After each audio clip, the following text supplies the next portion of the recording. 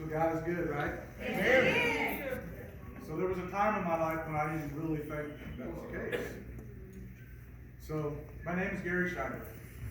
December 27th, 1974, I was born. The reason that's significant for the rest of the start of the story is this. That day in Indiana, there was a blizzard.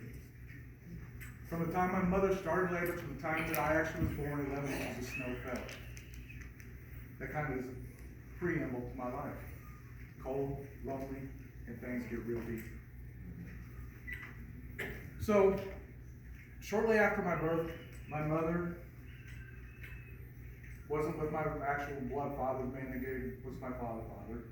She was seeing another man, and this man was a drug dealer and runs a chop shop.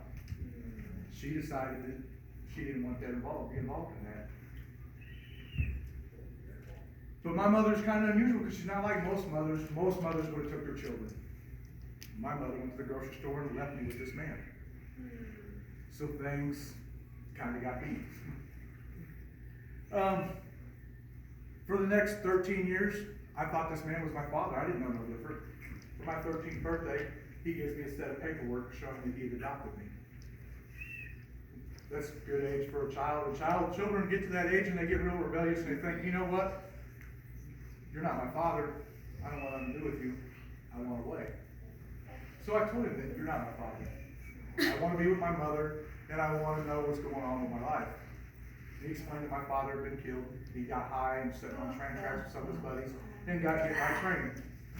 Yeah, so I don't come from the greatest bloodline, I guess. But so I raised Cain and wanted to go be with my mother, and this man makes it happen. He loves me and he says, listen, I love you, but if that's what you want, I'll put you with your mother. So they send me to Texas. You know, sometimes in life we think that we need to change our circumstances from where God has us. And that's not always a good thing. I didn't know that at the time, but that's what happened with me. They sent me to Texas. My mother had 2 daughters with this other man named Mike Moyer. And I spent the next 2 years being sexually abused, physically abused, mentally abused. His idea of a good time was to drag me around the house by my genitals. His idea of a good time was to take me out in the garage and beat me. And for a hobby, he would have me stand on my tippy toes with my nose on a piece of tape on the wall. And that's where it would be. If I came down, I went to the garage to get beat. So life was bad. But it was at this time also a man by the name of Gary Baker was coming and picking the 2 sisters up and myself and taking us to church. At that age, I'm thinking, man, I got to do something. Somebody's got to help me. Yeah. I can't survive like this. So I turned to the Lord. I asked God to protect me. I thought by giving my life to Christ, this would stop. That's not the case. It didn't work out like that. It went on for a couple of years. I went to church regularly, and I became real disillusioned with God. I thought, well, God's not protecting me. This man's beating me, abusing me. My mother's watching it, thinking there's nothing wrong with it. Why is this not occurring to my sisters? What's going on? Why do they hate me? Why do they don't want me? And it just stayed that way. Finally, after 2 years of that, I had enough. You know, I hit 15, I was almost 16, I couldn't live like that. I refused to live like that. And I knew that if it continued, I was going to die. And at that age, realizing that you're going to die if you continue like that you have to do something. So I did something. My grandmother on my mother's side came up to visit, and while she was visiting, they were all in the kitchen. I snuck off to go to the bathroom. When I was in the bathroom, I went into what was my bedroom because that's where my grandmother slept while she was there. I took the money she had for Christmas presents out of her purse. And the next day, when I was supposed to ride my bike to school, I rode my bike to a friend's house that I had from school, and they took me to Houston, Texas. I bought a plane ticket, and I flew back. I got away from it. Funny thing is, the man that I called Dad, the man that adopted me, knew I was coming. I don't know how he knew, but he knew. He was waiting. And so I left an abusive situation to return to drug dealing and chop shops.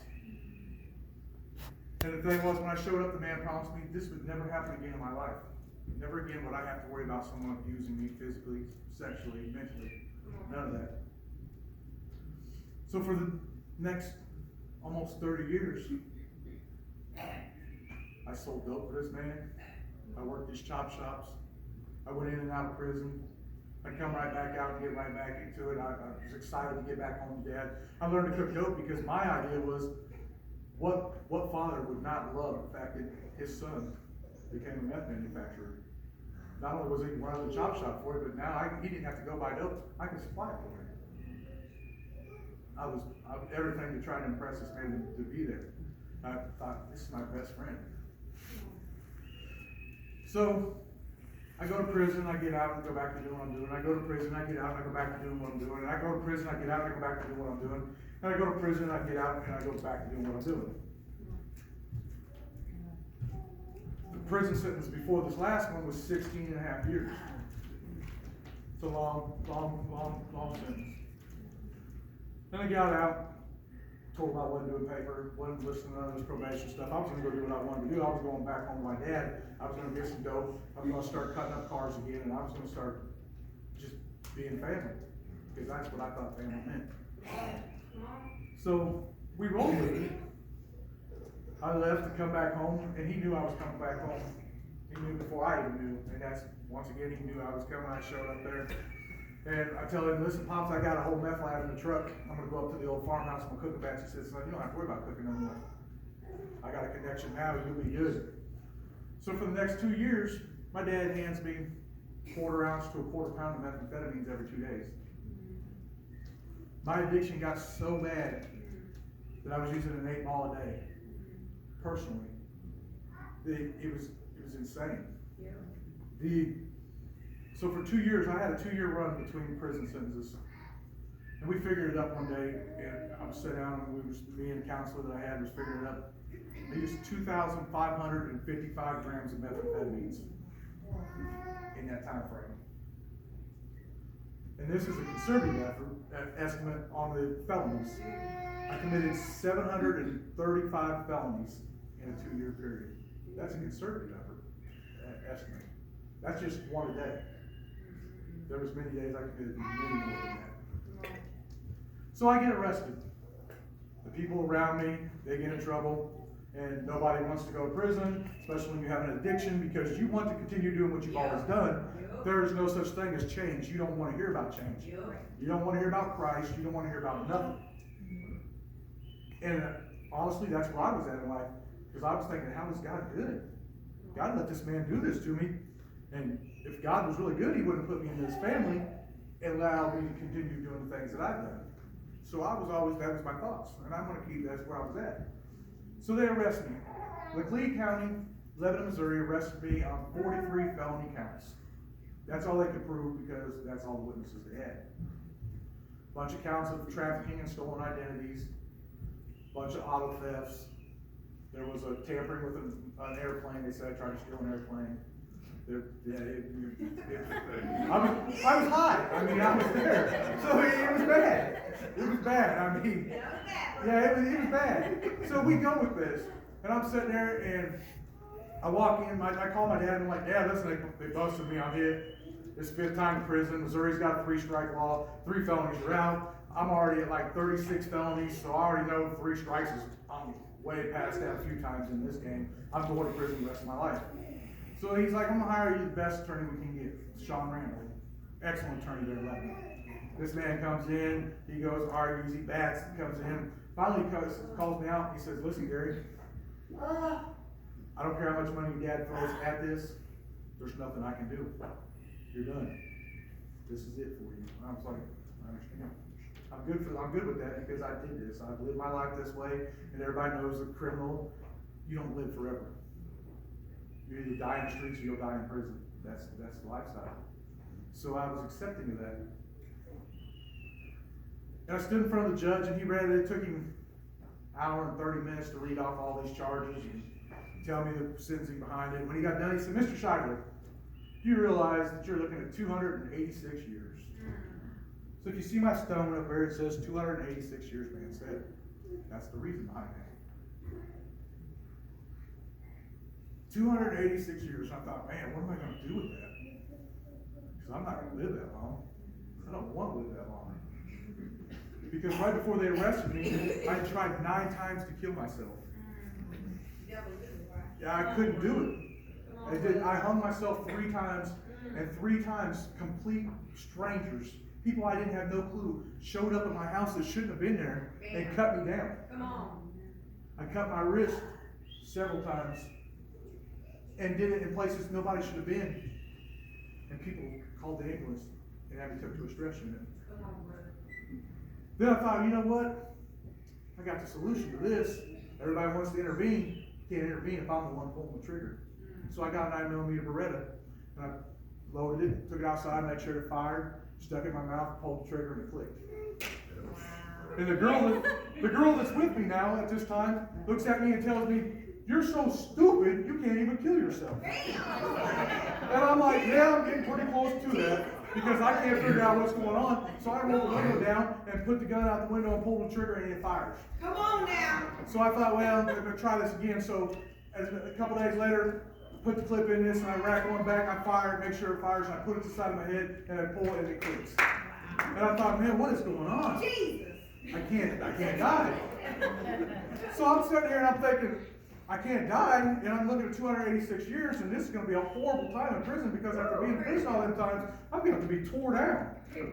I can't do this. And Sean's talking about there's nothing, we can't do nothing about this. You're hit. This is a month later to the day. They call me in front of the judge. The judge says, "Mr. Scheider, we're going to give you a 1-year drug treatment." And I said, "What?" And he said, "Yeah, a 1-year drug treatment." I said, "I don't even have a drug charge." And he said, "We're going to give you a 1-year drug treatment." So my instant thoughts was, bet. I run back to the block, sign everything, I'm back. I called my dad, said, "Listen, 1 year I'll be out, have everything racked up, ready to roll, have my car painted, and I'll be back in business in a year." Because I wasn't smart enough to realize that God Come on, brother. had set me free. Yes. I wasn't, it didn't click. Nothing clicked right then. That's all right. So I left that. And they sent me this drug treatment, and I got there and I was like, man, I'm not changing. I don't care nothing about what y'all talking about. I'm going to do what I'm doing. And I thought, here in a year, I'll come home, Dad's going to hand me some cash, he's going to hand me some dope, I'm going to roll out my Mustang, and I'm going to be back doing what I do. So they called me about 6 months into this drug treatment. They say, "Mr. Scheider, go out and see your casework manager." And I was like, right on. So I go out there, and he's like, "Sit down for a minute." I sit down. He said, "I got to read you 6 felony warrants." I said, "What?" He said, 6 felony warrants from Wright County. I said, "Oh man, here we go." So they're reading these 6 warrants for robberies. And I'm thinking, man, call Dad, he calls Sean, I call Sean. We talk for a little bit. Sean goes, gets discovery, comes back and says, "Listen, they got 2 of your buddies. They got arrested. They're testifying against you. They had you on camera, and the girl that was with you was doing the getaway driving. She's testifying." So he files paperwork and they take it back to Wright County. Now, if anybody, hopefully none of y'all have been there, but if Wright County Jail is horrible. They took an old battleship, cut it up, welded cells together.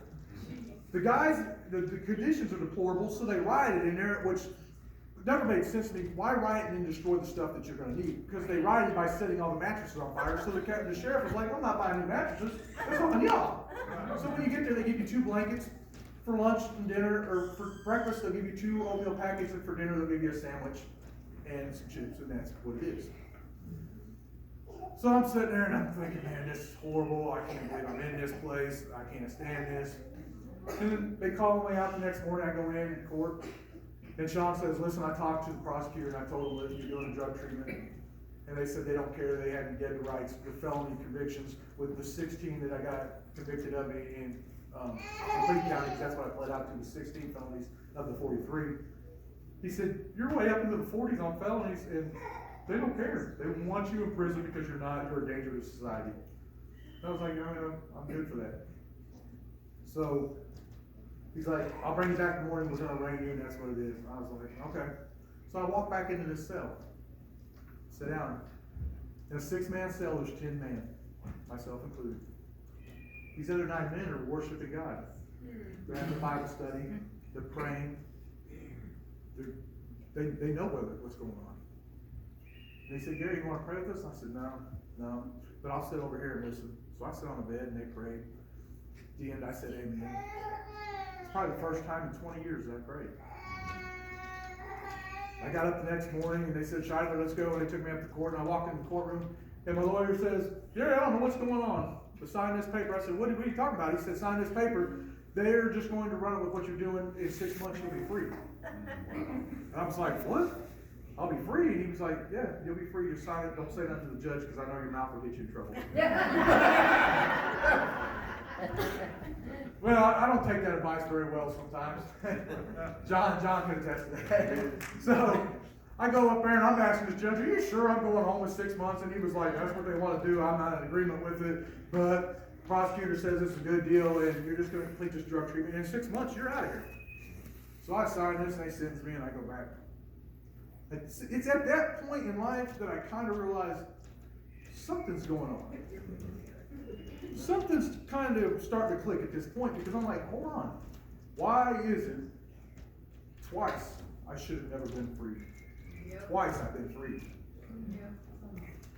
Somebody's speaking into my life. Right. My lawyer, before I leave the courtroom, tells me this, and I've had him quite a few times. He says, Gary, I don't know who you're praying to, but you need to keep praying.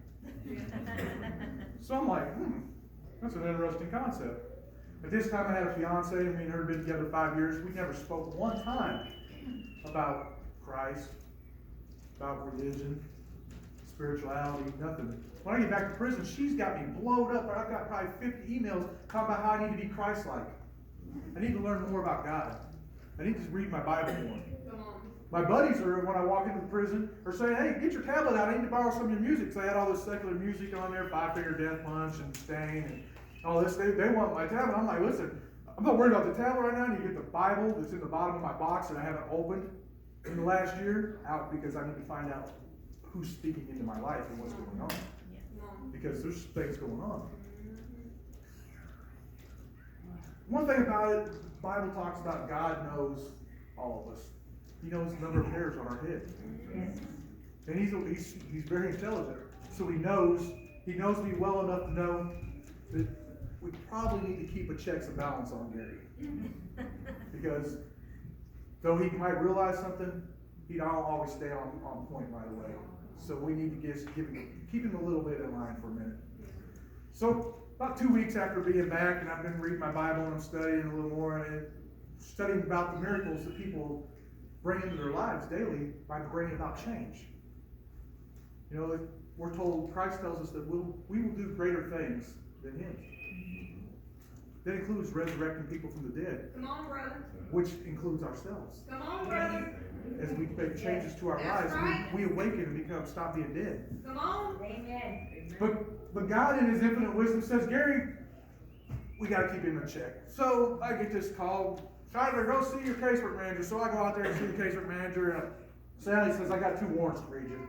And I thought, oh man, I'm hit. So he reads me a warrant in Laclede County for endangering endangering law enforcement and destruction of jail property, and one in Wright County for destruction or robbery. And I was like, man. So I go call my dad.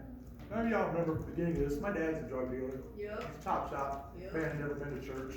Never. And I call him. I said, Pops, listen, they sent me 2 more warrants. One in Laclede, one in Wright.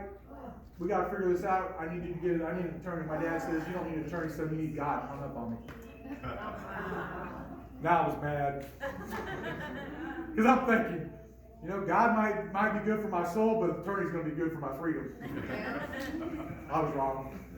I was definitely wrong. So, July 16th, I was supposed to be released from prison.